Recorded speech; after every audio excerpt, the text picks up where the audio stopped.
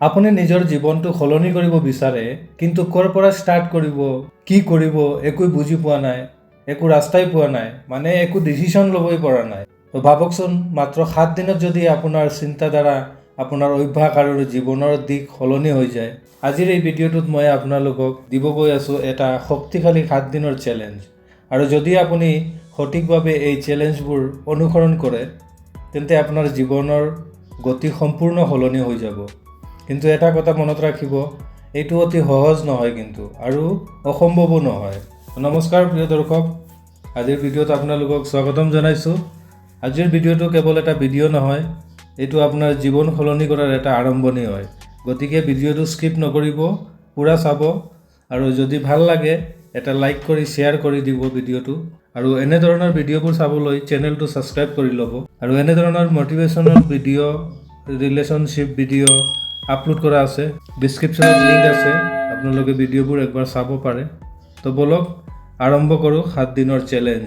প্ৰথম দিনৰ চেলেঞ্জটো হ'ল, আপুনি এটা অতি গুৰুত্বপূৰ্ণ কাম কৰিব লাগিব, নিজৰ লক্ষ্য স্পষ্ট কৰা। আপুনি কি বিচাৰে লাইফত, মানে আপুনি আপোনাৰ লাইফটো কেনেকুৱা বনাব বিচাৰে? ধন লাগে না সফলতা লাগে না শান্তি লাগে না স্বাধীনতা লাগে?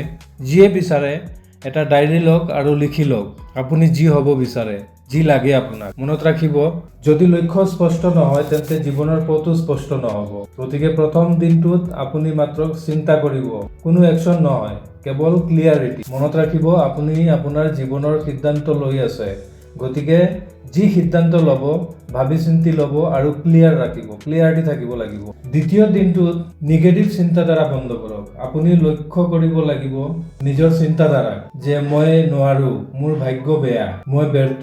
দ্বিতীয় দিনৰ চেলেঞ্জটো হ'ল, প্ৰতিটো নিগেটিভ চিন্তাধাৰাক পজিটিভলৈ সলনি কৰক। যেনিবা মই নোৱাৰো কোৱাটোক কওক মই চেষ্টা কৰিম, মোৰ ভাগ্য বেয়া নকৈ কওক মই মোৰ কৰ্মৰ দ্বাৰা ভাগ্য বদলাম। এটা কথা মনত ৰাখিব, কৰ্মই কিন্তু ডাঙৰ। যেনেকুৱা আপুনি কৰ্ম কৰিব তেনেকুৱা ফলটোও পাব।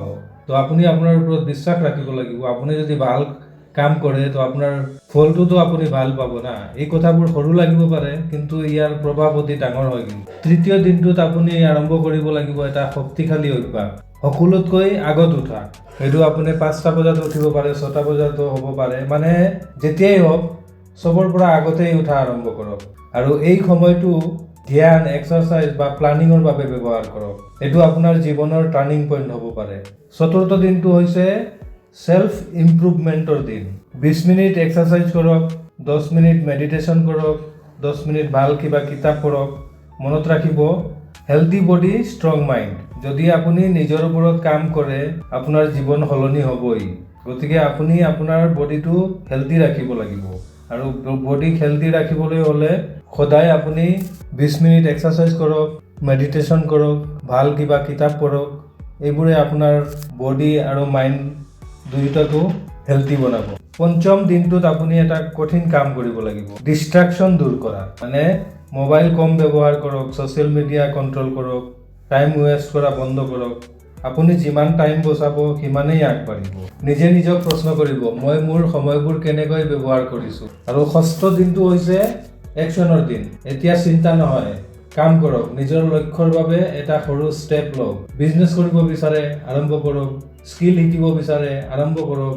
মনত ৰাখিব, পাৰফেক্ট মমেণ্ট কেতিয়াও নাহে, কিন্তু কৰোঁতে পাৰফেক্ট হ'ব। সপ্তম দিনটো হৈছে আপুনি ৰিভিউ কৰিব লাগিব। কি শিকিলে আপুনি, কি সলনি হ'ল 6 দিনত, কি ইমপ্ৰুভ কৰিব লাগিব। তাৰপিছত এটা ডিচিশ্যন লওক যে এই 7 দিনক মই জীৱনৰ অভ্যাস বনাম। এইটো এটা চেলেঞ্জ নহয়, কিন্তু এইটো এটা লাইফষ্টাইল হয়। যিসকলে এই লাইফষ্টাইলত চলে তেওঁলোক জীৱনত আগবাঢ়িবই। প্ৰিয় দৰ্শক, 7 দিনত যথেষ্ট নহয় কিন্তু জীৱন সলনি কৰিবলৈ, কিন্তু আৰম্ভ কৰিবলৈ যথেষ্ট হয়। যদি আপুনি এই চেলেঞ্জ সঠিকভাৱে পালন কৰে তেন্তে আপোনাৰ ভিতৰত এটা নতুন মানুহৰ জন্ম হ'ব আৰু আপোনাৰ জীৱন সলনি হ'বই হ'ব। প্ৰিয় দৰ্শক, আজিৰ এই ভিডিঅ'টোত ইমানেই। বেলেগ এটা টপিকৰ সৈতে বেলেগ এটা ভিডিঅ'ত লগ পাম। তেতিয়ালৈকে সুখী থাকক, সুস্থ থাকক। জয় আই অসম।